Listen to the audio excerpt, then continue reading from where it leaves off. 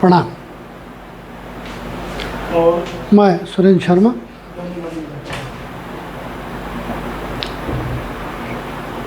पिछले पाठ में हमने वृष लगन की कुंडली में 4 ग्रहों की युति अर्थात सूर्य, बृहस्पति, केतु और शनि एक साथ एक ही भाव में यदि हों तो उनका क्या फल होगा, इस विषय को हमने 9वें भाव तक अध्ययन में लिया था। आज पुनः 10वें भाव से वही प्रक्रिया प्रारंभ करेंगे। वृष लग्न की कुंडली 10वें भाव में हमने पूर्व की ही भांति सूर्य, बृहस्पति, केतु और शनि को लिया है, जिनको कि हमने पिछले भाव में संयुक्त रूप से लिया था। अनुमान से हमने इनके अंश लिखे हैं। उन्हीं 3 श्रेणियों में 0 से 10 में हमने सूर्य को ले लिया, 10 से 20 अंश में हमने बृहस्पति को ले लिया, 20 से 30 अंश के मध्य हमने केतु को ले लिया। तो केतु के सम्मुख राहु भी इतने ही अंशों में हो जाता है। तदुपरांत हमने शनि को 1 अंश में लिया, क्योंकि अनुमान से ही हमें इसको आगे बढ़ाना है, अनुमान से ही हमने स्टडी करनी है। वैसे हर व्यक्ति की कुंडली में भिन्न भिन्न ग्रह भिन्न भिन्न अंशों में होते हैं। हमने यहाँ समग्र रूप से अध्ययन करना है, इसलिए अनुमान से हमने लिए हैं। किसी व्यक्ति विशेष की कुंडली नहीं है, इसलिए हमें इन अंशों में लेकर के ही समग्र रूप से, सामान्य रूप से इन 4 ग्रहों का अध्ययन करना होगा। देखिए, कुंभ राशि है। कुंभ राशि में सूर्य यदि 6 अंशों में हो तो किस नक्षत्र में होगा? देखिए, कुंभ राशि 6 अंशों में, 6 अंश 40 कला तक धनिष्ठा नक्षत्र है कुंभ राशि में, तो यहाँ धनिष्ठा नक्षत्र।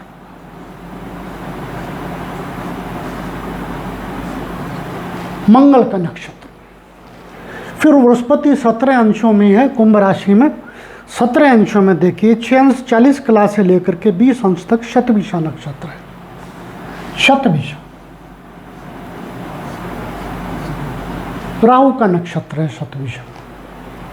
फिर केतु 27 अंशों में कुंभ राशि में, 27 अंशों में 20 अंश से आगे 30 अंश तक पूर्वा भाद्रपद नक्षत्र पड़ता है। पूर्वा भाद्रपद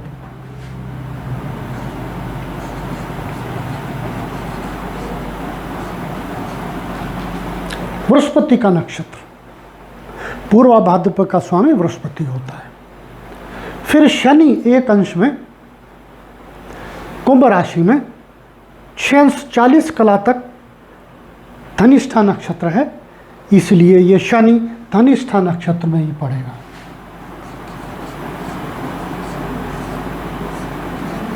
इसके सम्मुख बैठा हुआ राहु,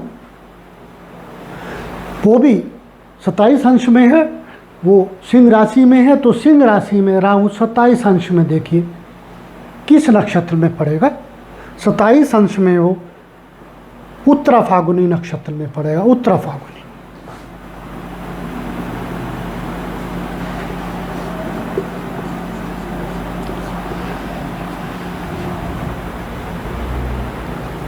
पूर्वा फाल्गुनी नक्षत्र शुक्र का, और तदुपरांत उत्तरा फाल्गुनी नक्षत्र सूर्य का। इसका स्वामी सूर्य होता है। इस प्रकार से यहाँ सूर्य धनिष्ठा नक्षत्र में है, अर्थात मंगल के नक्षत्र में है। बृहस्पति यहाँ शतभिषा में है, शतभिषा का स्वामी राहु होता है। बृहस्पति राहु के नक्षत्र में है, केतु पूर्व भाद्रपद में है, अर्थात बृहस्पति का नक्षत्र होता है, ये बृहस्पति के नक्षत्र में है। शनि धनिष्ठा नक्षत्र में है, अपने शत्रु मंगल के नक्षत्र में है। इस प्रकार से यहाँ सूर्य धनिष्ठा नक्षत्र में आकर के उग्र हो गया। क्योंकि सूर्य स्वतः ही गर्मी का स्वामी है, गर्म ग्रह मंगल के नक्षत्र में हो गया, परंतु अपने शत्रु की राशि में है। धनु कुंभ राशि का स्वामी शनि होता है, इसलिए सूर्य यहाँ कलंकित हो गया। यद्यपि सूर्य को 10वें भाव में दिशा बल प्राप्त होता है, फिर भी मातृभाव से नहीं है। ये भी हमें देखना होगा कि वो किस राशि में है, और जिसकी राशि में है उस राशि का स्वामी जो भी ग्रह है वो उक्त ग्रह का मित्र है, शत्रु है या संभावी है। यहाँ कुंभ राशि का स्वामी शनि सूर्य का शत्रु होता है। जब कोई भी ग्रह अपने शत्रु की राशि में चला जाता है, पीड़ित हो जाता है, विकृत हो जाता है और उसके स्वभाव को कलंक लग जाता है, अपने कर्म को उत्तम रूप से नहीं करना चाहता, भले ही उसे वहाँ दिशा बल प्राप्त हो। इसलिए सूर्य यहाँ दिशा बल प्राप्त होते हुए भी कमज़ोर हो जाता है, क्योंकि कुंभ राशि में है। फिर बृहस्पति वो शतभिषा नक्षत्र में है, राहु के नक्षत्र में है, इसलिए बृहस्पति को भी कलंक लग गया। राहु के नक्षत्र में बृहस्पति कलंकित हो जाता है। क्योंकि राहु की छाया बृहस्पति को पीड़ित करती है। फिर आता है केतु। केतु पूर्व भाद्रपद नक्षत्र में है, ये बृहस्पति का नक्षत्र है। केतु बृहस्पति के नक्षत्र में उत्तम फलकारी होता है। ये बृहस्पति का स्वभाव लेकर के राजयोगकारी स्थिति बना देता है, परंतु ये भी हम देखें कि वो किसकी राशि में है और किसके साथ है। यहाँ तो वो बृहस्पति के नक्षत्र में है, बृहस्पति के साथ है, बली हो जाता है, अच्छा फल देने के योग्य हो जाता है। परंतु सूर्य के साथ है, सूर्य को दिशा बल भी प्राप्त है, परंतु सूर्य भी पीड़ित है शत्रु की राशि में। फिर शनि या धनिष्ठा नक्षत्र में है, अर्थात अपने शत्रु मंगल के नक्षत्र में है। फिर शनि या कमज़ोर अंशों में है, फिर भी क्योंकि ये स्वराशि में है, कुंभ राशि का स्वामी शनि होता है, इसलिए शनि यहाँ धनिष्ठा नक्षत्र में होने के उपरांत भी बली है। जो जीव अपने घर में बैठ जाता है उसमें स्वभावतः भी बल आ जाता है, निश्चिंत हो जाता है। भले ही वो घर में उपस्थित चूहों से पीड़ित हो, परंतु ऐसा वो स्वभाव मानता है कि मैं अपने घर में हूँ, शांति से मुझे नींद आएगी। यही मनुष्य का स्वभाव है, यही ग्रह का भी स्वभाव है। इसलिए यहाँ कमज़ोर अंशों में होने के बावजूद भी शनि अपनी राशि में होने से बलिष्ठ है। इस प्रकार से सूर्य शनि का एक साथ होना यहाँ पीड़ाकारी हो जाता है। क्योंकि शनि बली है और सूर्य पीड़ित है, इसलिए यहाँ सूर्य उतना उत्तम फलकारी नहीं रहेगा जितना कि 10वें भाव में दिशा बल के कारण कहा गया है। फिर भी क्योंकि ये 3 ग्रह एक साथ बलकारी हैं, सूर्य, बृहस्पति और केतु, तीनों जब भी एक साथ मिलते हैं अच्छी स्थिति बनाते हैं। राजयोग जिसे लोग कहते हैं, ऐसा योग बनाते हैं, अर्थात उत्तम फलकारी, वृद्धिदायक, ग्रोथदायक, उन्नतिदायक, राजनीतिदायक, अच्छे रोजगार के लिए महत्वपूर्ण। ऐसी स्थिति इन 3 से बन जाती है। चौथा स्वतः ही बली है क्योंकि अपनी कुंभ राशि में है, इसलिए ये युतियाँ बहुत बढ़िया है। साथ में सूर्य मित्र के नक्षत्र में है, शतभिषा नक्षत्र जो राहु का नक्षत्र है।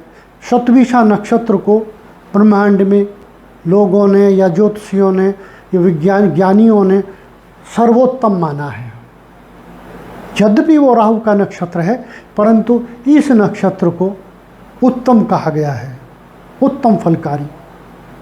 ऐसा लोग कहते हैं कि शतभिषा नक्षत्र में किया गया कार्य सदैव वृद्धिदायक होता है, अच्छा फलित होता है, इसलिए ये युतियाँ बहुत अच्छा फल देगी। परंतु शनि यहाँ धनिष्ठा नक्षत्र में होने से मंगल से पीड़ित है, इसलिए इसमें क्रूरता आ गई, रोगदायी हो गया, अपनी राशि में रोगदायी हो गया। सम्मुख से राहु की दृष्टि पड़ी हुई है इन सब पर, इसलिए ये सूर्य भी राहु से पीड़ित हुआ, बृहस्पति भी राहु से पीड़ित हुआ और शनि भी राहु से पीड़ित हुआ। जब इस प्रकार से ये तीन ग्रह, केतु तो इसका प्रतिद्वंदी होता ही है, इसलिए जब ये तीन ग्रह राहु से पीड़ित हो जाएंगे तो जो भी इसे मिलेगा उसी में कलंक लगेगा। इन तीन ग्रहों से 1, 2, 3 केतु राहु का प्रतिद्वंदी है, इसलिए इनके साथ है। इस युति से इसे जो ख्याति मिलेगी देर सवेर कलंकित होगी। अच्छा रोजगार तो मिलेगा, राजनीतिक जीवन भी मिल सकता है, राजकीय सेवाओं में जाने का पूरा योग बनता है। क्यों? क्योंकि ये सूर्य यहाँ सुखेश होकर के सामने कर्म भाव में भी बैठा हुआ है, सुख चतुर्थ भाव का स्वामी होकर के सामने बैठा हुआ है। शनि से पीड़ित तो है, परंतु सामने से अपने भाव को भी देखता है, सप्तम दृष्टि से अपनी राशि 5 नंबर राशि का स्वामी सूर्य, और वो यहाँ चतुर्थ का स्वामी बन जाता है, इसलिए अपने भाव को भी देखता है सूर्य, सुखों का दाता बनता है। लिहाजा ये राजकीय सेवा के लिए भी उत्तम है ये युति। यहाँ ऐसे व्यक्ति को लाभ मिलता है, कर्म में लाभ मिलता है, राजकीय सेवा मिल सकती है यदि राजकीय सेवाएं हो तो।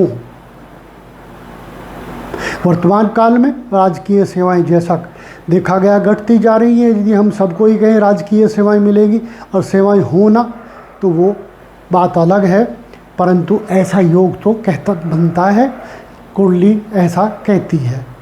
उसके समान भी कोई रोजगार मिल सकता है। ये बात प्राप्ति की आई क्षति में रोग। यहाँ बैठा हुआ शनि राहु की सप्तम दृष्टि से व्यक्ति के घुटनों की सर्जरी कराएगा, वात रोग देगा, वृद्धावस्था में जाकर के व्यक्ति को चलने में दिक्कत होगी। क्यों?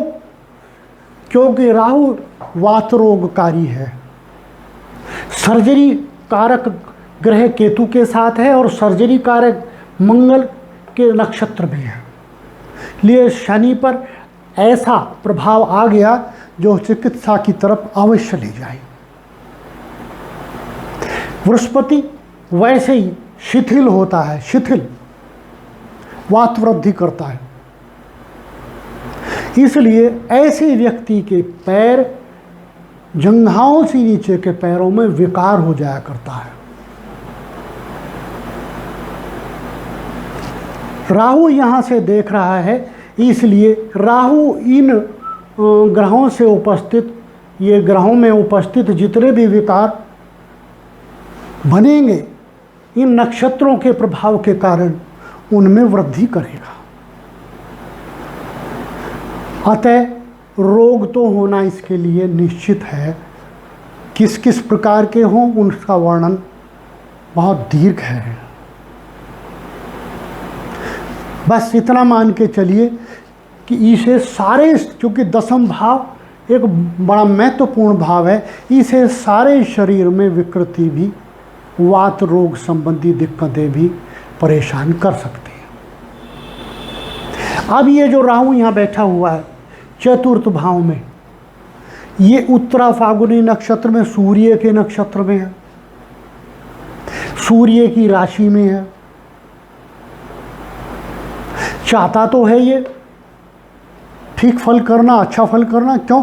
क्योंकि उत्तम ग्रह की राशि में, उत्तम ग्रह के नक्षत्र में, परंतु राहु का स्वभाव कभी उत्तम नहीं है।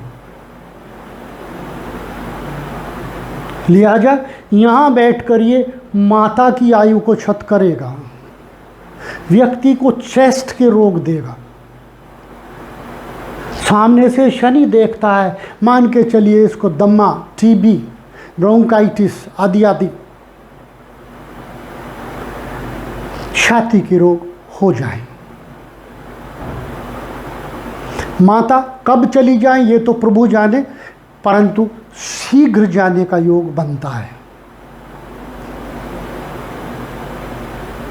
वह बात अलग है कि सूर्य अपने घर को सामने से देख रहा है, बल देगा, माता की आयु को क्षत होने से रोकेगा, परंतु दो पापियों का प्रभाव बीमारी तो अवश्य देगा। सूर्य जब तक उनकी आयु को रोक पाएगा, वो सूर्य की महादशा दशाएं कितनी आती हैं, किस अवस्था में आती हैं, इस पर निर्भर करेगा। यदि राहु की महादशा आ जाए और उसमें शनि की अंतर्दशा आ जाए तो प्रभु भला करे माता को। ऐसे में व्यक्ति के फ्रैक्चर होकर के रिब्स भी टूट जाया करती हैं। ये यदि राहु की महादशा आ जाए, शनि की अंतर्दशा आ जाए तो ऐसे में व्यक्ति के रिब्स भी टूट जाया करती है एक्सीडेंट में, और लंग्स में भारी संक्रमण तो हो ही जाया करता है, संभावना अत्यधिक रहती है।